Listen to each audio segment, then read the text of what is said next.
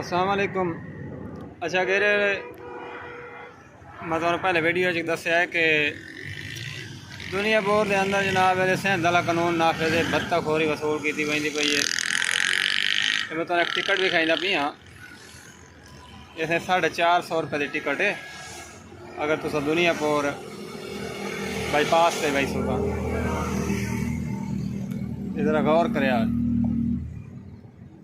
तो भयो इसे कोई टोल प्लाजा कोई नहीं, उत्थे कोई शायद कोई नहीं बाईपास से।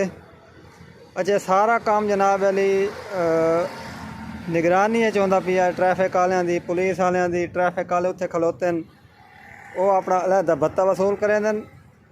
गड्डी के हिसाब नाल ट्राला है तो वो को 500 तो लैके 1000 1500। अगर डॉक्यूमेंट मुकम्मल हैं तो 500-700 मार लेंगे। डॉक्यूमेंट अगर मुकम्मल को नहीं तो 2000 2500 3000 तक गल वधी रही है।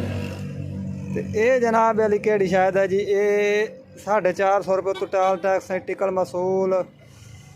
ये तो उन्होंने को मराद पूछे भाई तुस केड़ी शायद लेंदे पे हो।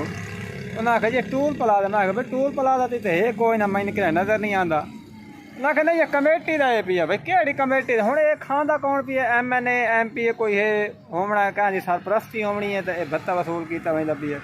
बस पहले से भत्ताखोरी आम आई भाई, वो एक लीगल प्रोसेस आई पिया। गड्डियां वाले पता आई भाई सिंध असा किसी पासे भाई सो जिमें कि मैं लाड़ करने गया तो उत्थे जनाब 4000 रुपया सही भत्ता दे के ते माल लहाया। इस तरीके नाल सही हूँ पंजाब में खाता शुरू हो गया।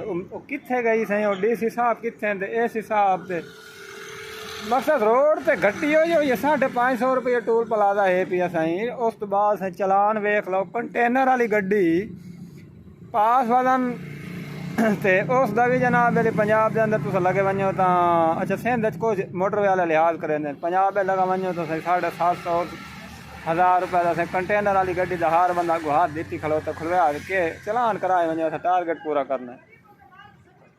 मतलब हुकूमत कुछ ख्याल करे ट्रांसपोर्टर वास्ते ही। ये ट्रांसपोर्टर कुछ नहीं होंदा, ड्राइवर वास्ते परेशानी बनी पई है। मालिक हूँ मैं तुम्हें कई गल सुनावा भाई, जितने खर्चे होंगे न तो जिसले जनाब चलान चलान तो भत्ताखोरी लाए के वनीदा से मालका को आदन ये तो पेश किए थोड़े ड्राइवर पेश की पूरी करे।